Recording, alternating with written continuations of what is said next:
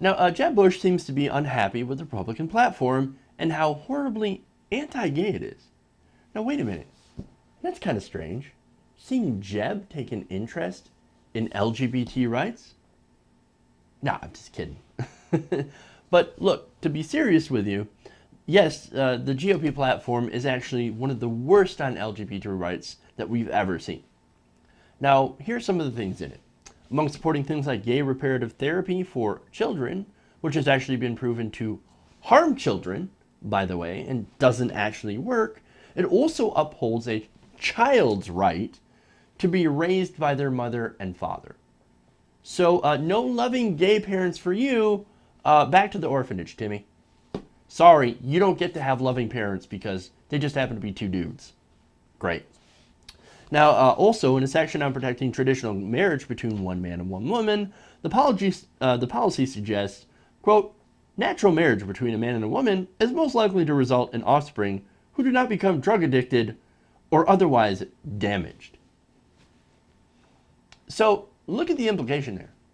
Well, that if you are raised in a single-parent household, for example, or two gay parents, well, you're going to end up most likely drug addicted or damaged in some way.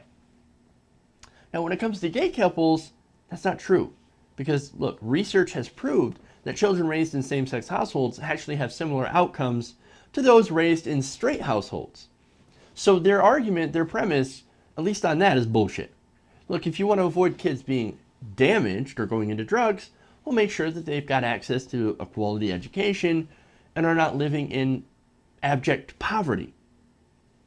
Which, by the way, it's been shown that kids who grow up in poverty, well, that does affect children's brains negatively.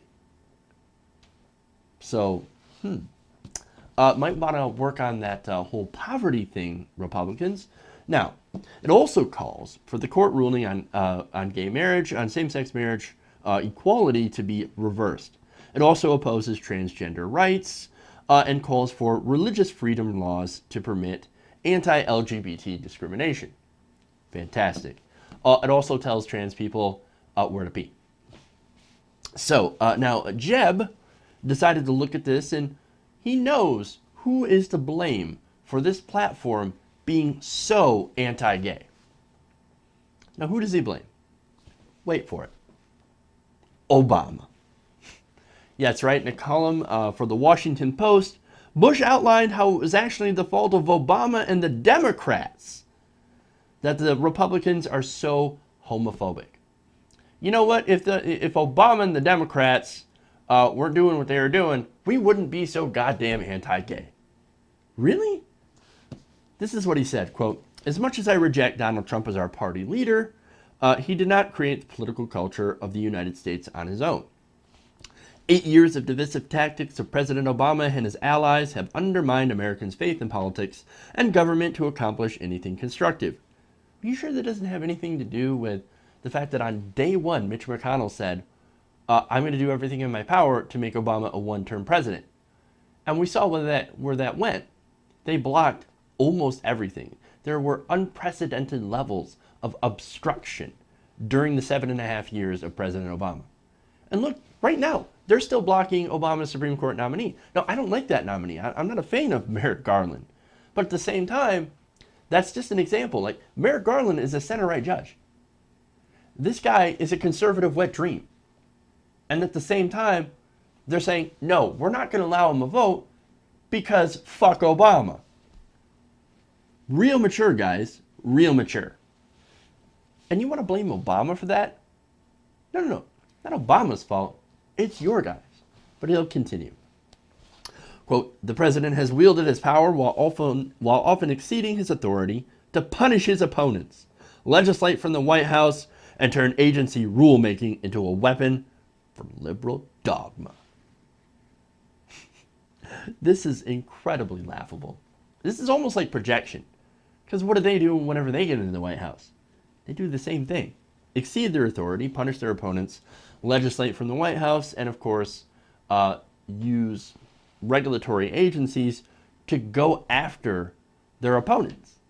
It's exactly what they do. It's projection. Anyway, In turn, he says, quote, a few in the Republican Party responded by trying to out-polarize the president, making us seem anti-immigrant, anti-women, anti-science, anti-gay, anti-worker, and anti-common sense. Think about that for a moment here. That makes us, so the president did all this stuff, and so the Republicans had to out-polarize him to make us seem like we're terrible people. Really? But that's exactly what their party is. It seems like it because that's what they are. That's what they're being. Now he continues by saying, unfortunately, the understandable anger and fear hasn't given rise to a resurgence of purpose in politics or renewed a debate in our party about how Republicans win back the White House with the power of our ideas.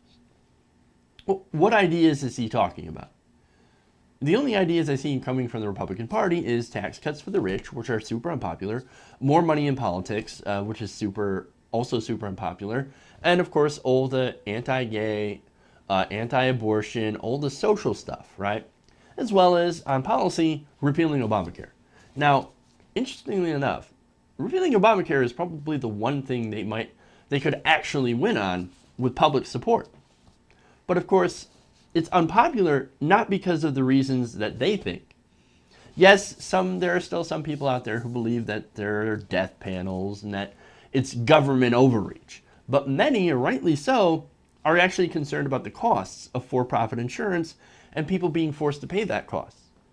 Well, we can't get out of paying them if they all decide that they're going to raise their rates, which is kind of what's happening. Their rates are expected to go up. There are some big insurance companies that have decided to drop out of the exchanges. They're not going to be a part of Obamacare anymore. Okay, well, that's a problem.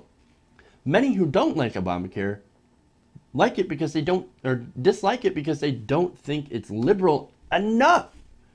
There are people, these are the people that either want Medicare for all, which is what I advocate for, or at least a public government option that will try to force some of these insurance companies to keep their prices in check. But the problem with the Republicans is that their ideas, for the most part, are super unpopular. So what do? They gin up the culture wars. They divide us against each other. Gay versus straight, black versus white. We all agree that all lives matter.